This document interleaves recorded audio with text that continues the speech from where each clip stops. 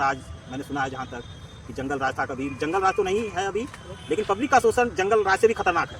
यहाँ पे पब्लिक का शोषण बहुत हो रहा है भाई।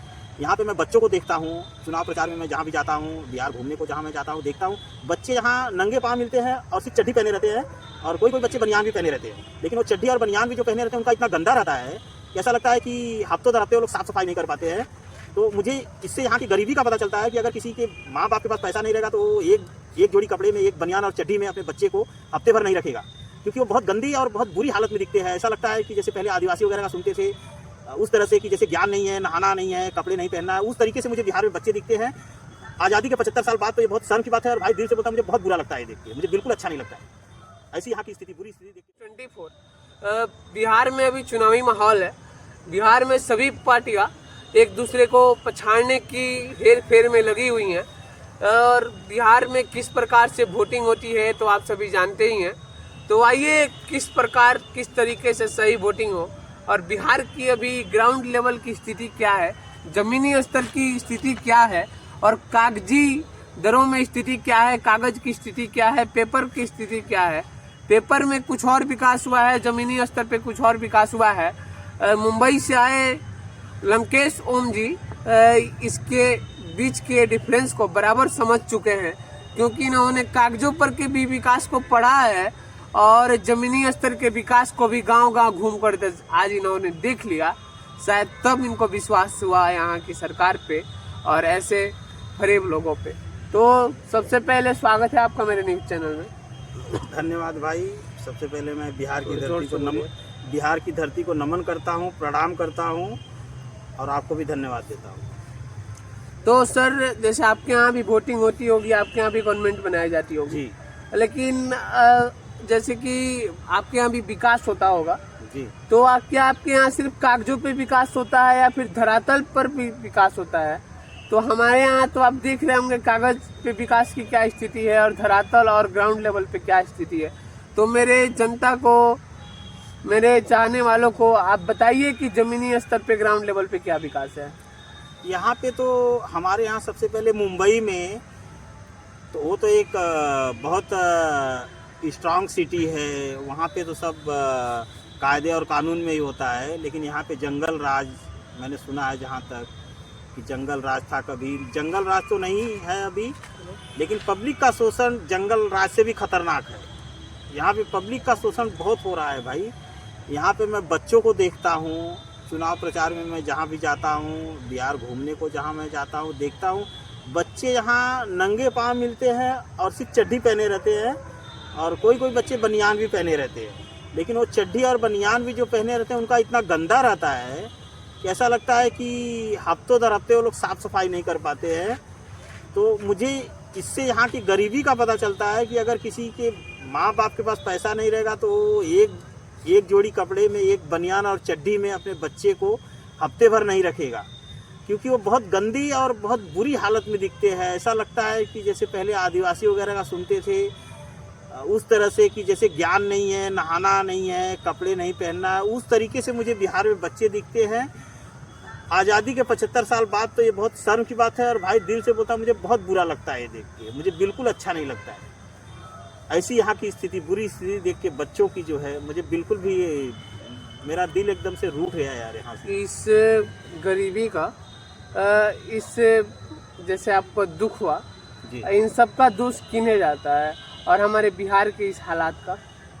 सीएम को जाता है, बिहार के मुख्यमंत्री को जाता है। जो बीमार पड़े हुए हैं उनके पीछे से जो मिनिस्टर हैं उनके सब लूटपाट मचाए हैं कि तू इतना लेके जा, मैं इतना लेके जाता हूँ, मैं ये लेके जाता हूँ, तो वो लेके जा, मिल बांट के सब हाँ, खाते हैं। सब एक ही थाली के पूरी तरह से बिहार को लूट रहे हैं। पीछे से मिनिस्टर लोग, इस समय की मौजूदा सरकार को, नीतीश सरकार के मिनिस्टर लोग, उनको पता है अब हमें आना नहीं है, अब हमें हमारा बोरिया बिस्तर बंद गया, हमें जाना है, और नीतीश चाचा बीमार पड़े हैं।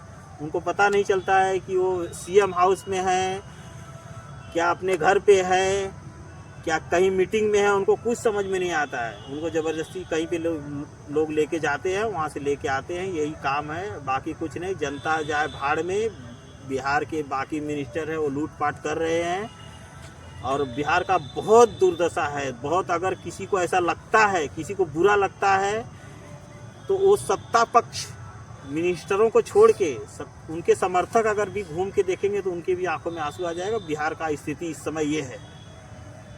आपकी जो बातें हैं वो भावुक करने वाली हैं जी। तो क्या नेताओं को ये परेशानी नहीं दिखती होगी क्या? नहीं, नेताओं को परेशानी दिखती तो ऐसा हाल करते थे पब्लिक का, जनता का, यहाँ के जनता का। नेताओं को कुछ नहीं, उनको वो तो पूरी तरह से है ना, वो क्या कहते हैं, यहाँ के बिहार के नेता पूरी तरह से मौजूदा सरकार के नेता मिनिस्टर जितने सब राक्षस बन चुके हैं। उनको जनता का खून पीने में भी अगर पीना पड़े तो जरा सा संकोच नहीं करेंगे और बिस्लरी पानी समझ के उनका खून भी पी जाएंगे निकाल के। और उनके समर्थक तो ग्राउंड लेवल पे कम से कम घूमते हैं। उन्हें ये बात समझनी चाहिए कि नहीं कि हमारे जो भाई हैं उनकी हालात ऐसी है, हमारे जो लोग हैं उनकी हालात ऐसी है, तो मैं अच्छे लोगों का समर्थन करूं। उन्हें तो ये बात समझनी चाहिए। लेकिन ये नेता लोग बड़े होशियार हैं कि उन्हें भी जातिवाद का चश्मा पहना देते हैं। तो जातिवाद का चश्मा उतारने के लिए आप उन सबसे क्या कहिएगा? वो भी उनकी भी मजबूरी है। वो भी गरीब लोग ही है। वो भी झंडा उठाने वाले 500 रुपये दारू मुर्गा वाले भी हैं। वो भी मजबूरी में वहाँ गए हैं। उनकी भी गलती नहीं है। गरीबी इतनी है यहाँ कि इंसान जीने के लिए कुछ भी करता है, बस वही वो कर रहे हैं, बाकी और कुछ भी नहीं है। तो सभी बिहार के वोटरों से आप क्या कहिएगा? इस बार किस प्रकार से वोटिंग करे हो? बस वो मनीष कश्यप को एक तरफा जीत दिलाएं, चुन के लाएं अपना वोट। नहीं, मैं पूरे बिहार की बात कर रहा हूँ। पूरे बिहार की बात करोगे आप तो मैं ये बोलूँगा कि पूरे बिहार वासियों को जन स्वराज को चुन के लाना चाहिए। क्योंकि पीके सर जैसा प्रशांत किशोर जी जो है वो भगवान राम के अवतार हैं।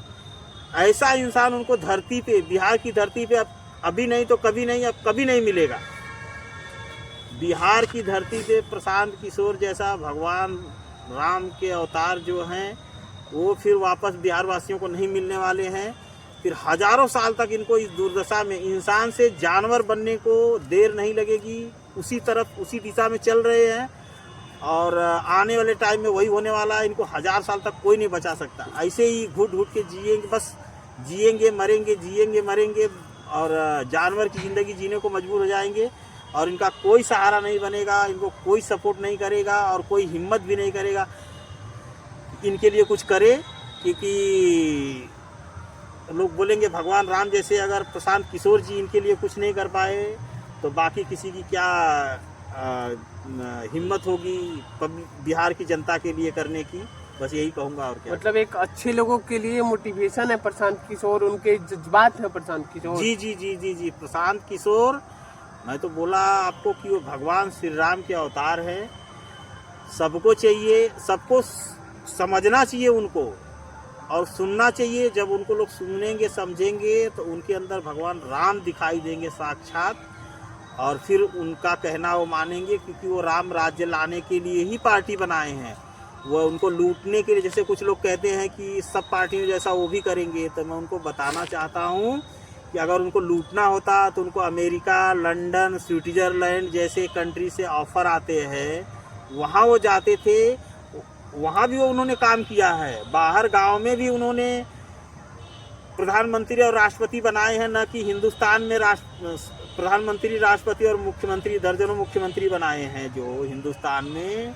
तो सिर्फ हिंदुस्तान में नहीं, देश के और अदर कंट्री में भी उन्होंने बनाया है। तो इतनी बड़ी जिसकी पॉपुलैरिटी है, जिसकी कैपेसिटी इतनी बड़ी है कि जो फॉरेन कंट्री में काम कर सकता है, जिसको इनवाइट किया जाता है वो बिहार में आएगा। यहाँ पे क्या बचा है, बिहार के लोगों को समझना चाहिए कि यहाँ पे क्या बचा है लूटने के लिए। वो लूटने के लिए नहीं आए हैं। जनता को मौजूदा सरकार भड़का रही है, विपक्ष भड़का रहा है अपनी रोटी सेकने के लिए, राजनीतिक रोटी सेकने के लिए पब्लिक को भड़का रहे हैं।